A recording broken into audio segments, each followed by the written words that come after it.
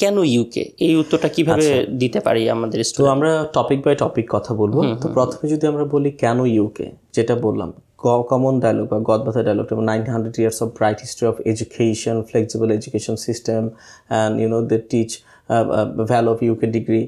শুধু এতটুকু common dialogue বললেই হচ্ছে না, আপনাকে কিন্তু ইন ডিটেলস বলতে কি আপনাকে কম্পেয়ার করতে হবে, অন্য দেশের সাথে একটা কম্পারিজন দাঁড় করতে হবে যে আপনি যে সাবজেক্টটা পড়তে যাচ্ছেন ওই সাবজেক্টটা পড়ার জন্য why UK is the best country. মানে এই সাবজেক্ট রিলেভেন্ট কি এমন ফ্যাসিলিটিস ইউকে দিচ্ছে যেটা অন্য কোনো কান্ট্রিতে পাওয়া যাচ্ছে না। কেমন?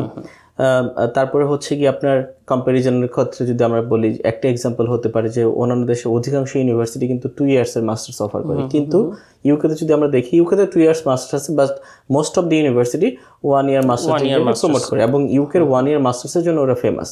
মানে আপনি অন্যান্য দেশে যদি পড়েন, অস্ট্রেলিয়া, কানাডা, ইউএসএ বা ইউরোপিয়ান কান্ট্রিজগুলোতে আপনার 2 বছর লাগছে, 2 ইয়ার্স লাগছে, কিন্তু ঠিক একই জায়গায় আপনি সেম ডিগ্রিটা টপ র্যাঙ্ক ইউনিভার্সিটি থেকে আপনি 1 বছর কমপ্লিট করতে পারছেন। দ্যাট মিনস এটা অ্যাফোর্ডেবল হচ্ছে।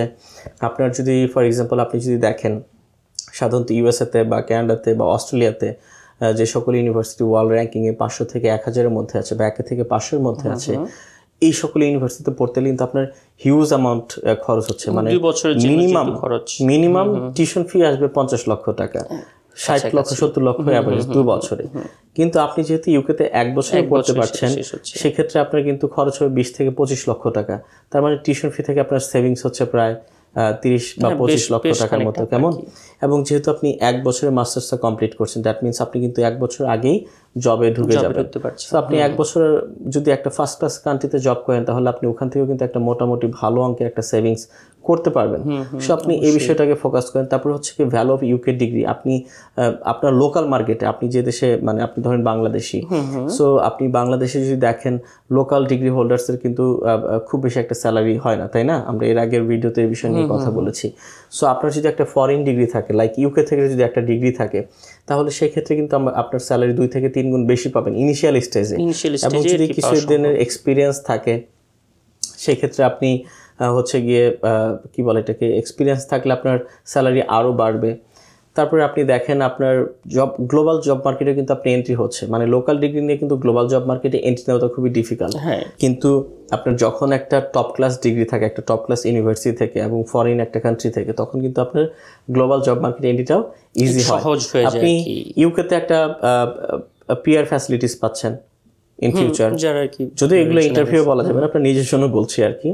তারপর হচ্ছে পিএসডাব্লিউ আছে, এই কথাটাও ইন্টারভিউ বলা যাবে না। হ্যাঁ, সো কিন্তু এরপর হচ্ছে কি আপনি ইউরোপের দিকে অ্যাপ্লাই করেন জবের জন্য, ইজিলি কিন্তু জব পাওয়ার চান্স আছে। হ্যাঁ, এবং আপনার পাসপোর্টে যদি একটা ইউকে ভিসার সিল থাকে, এটা কিন্তু আপনার ভবিষ্যতে অন্য দেশে ভ্রমণ করার ক্ষেত্রেও সুবিধা দেয়। এটা আপনি ইন্টারভিউ বলবেন না, আপনি ইন্টারভিউ কম্পারিজন গুলো বলবেন, ইউকে ডিগ্রির ভ্যালুটা বলবেন, বাংলাদেশের জব মার্কেটে যেটা বললাম কত % বেশি স্যালারি হতে পারে, এই বিষয়গুলোকে উপস্থাপন করা। তো এর পাশাপাশি যেমন ধরেন যে এই ডিগ্রিটা যেটা আমরা বললাম যে কিছু স্পেসিফিক রিজন, ইউনিক রিজন খুঁজে বের করা। যেমন ধরেন ইউকে কিন্তু আমরা জানি 4টা দেশের সমন্বয়, right? Scotland, Northern Ireland, Wales এবং গ্রেট ব্রিটেন। সো আপনি কিন্তু ইউকে থাকলে একটা মানে ভ্রমণের সুযোগ পাচ্ছেন, এক্সট্রা কারিকুলার অ্যাক্টিভিটিসের সুযোগ পাচ্ছেন, আপনি 4টা দেশের ফ্লেভার নিতে পারছেন। এছাড়াও আমরা জানি ইউকের কিন্তু 60 থেকে 70% স্টুডেন্ট আসে ফরেন, অন্য আদার কান্ট্রিজ থেকে। সো আপনি মাল্টিকালচারাল এনভায়রনমেন্ট পাচ্ছেন, তাদের কাছ থেকে শেখার সুযোগ পাচ্ছেন, আপনার আউটলুকটা ব্রডেন হচ্ছে। এই বিষয়গুলো আপনাকে নিয়ে আসতে হবে। তারপরে আসেন যে তাহলে কি হবে, আপনি যখন whenever you will feel monotonous, right, আপনার যখনই বোর ফিল হবে, আপনি তখনই কিন্তু ট্রাভেল করার সুযোগ পাচ্ছেন। এছাড়া আরেকটি বিষয় নিয়ে আমরা কথা বলতে পারি, বা স্টুডেন্ট যারা আছে তারা কিন্তু ইনক্লুড করতে পারে। যেমন ধরেন অন্যান্য দেশ কিন্তু গভর্নমেন্ট থেকে ইউনিভার্সিটিগুলো মনিটর করার সুযোগটা কম, কিন্তু ইউকে গভর্নমেন্ট এই বিষয়ে খুবই সচেতন, যেহেতু তারা পড়াশোনাকে, ফরেন এডুকেশনকে প্রমোট করে। হ্যাঁ, তো তারা কি করে, ফরেন ইউনিভার্সিটিগুলোকেও কিন্তু মনিটর করে যে তারা কেমন পারফরমেন্স করছে এবং কেমন ফ্যাসিলিটিস দিচ্ছে ইন্টারন্যাশনাল স্টুডেন্টস বা লোকাল স্টুডেন্টসদেরকে। সো এই যে বিষয়গুলো, ইউনিক কী কী ফ্যাসিলিটিসগুলো আছে আপনার সেগুলো তুলে ধরতে হবে। কেমন? তাহলে আমি আশা করি যে আপনি ইউকেভিএ এর যে প্রশ্ন বা যে why have you chosen to study in the UK, এই কোশ্চেনগুলো অ্যান্সার আপনি সুন্দরভাবে গুছিয়ে দিতে পারবেন। তাহলে পরে আমরা রাবি ভাইয়ের কাছ থেকে কিন্তু একটা ডেপথ একটা কিন্তু আইডিয়া পেয়েছি যে আমাদেরকে যখনই জিজ্ঞেস করা হবে ওয়াই ইউকে, তখন তার ভিতরে ভাই অনেকগুলো পয়েন্ট বলেছে, কিন্তু আমরা ভিডিওটা যদি ঠিক আছে কয়েকবার দেখি তাহলে বুঝতে পারবো যে এখানে সে কোন কোন বিষয় নিয়ে কিন্তু আলোচনা করেছে। সো আমাদের আমি আরেকটু অ্যাড করি, অবশ্যই একটা লিমিটেশন যেটা আমি বললাম যে কম্প্যারিজন, হ্যাঁ, অন্য দেশের সাথে কম্প্যারিজন করা।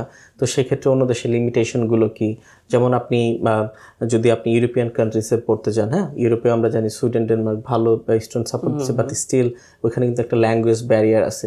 এই ধরনের কি কি লিমিটেশন, এটা তো একটা বিষয় আমরা সবাই জানি। তো এই ধরনের আরো কি কি লিমিটেশন আছে যেটা ইউকেতে একটা ইন্টারন্যাশনাল স্টুডেন্টস ফেস করবে না, সেই বিষয়গুলোকে তুলে ধরা কেমন। আবার আরেকটা বিষয় এখানে ইনক্লুড করি, আসলে বিষয়টা অনেক বড়, তো সো এই জন্যই একটা টপিক আসছে।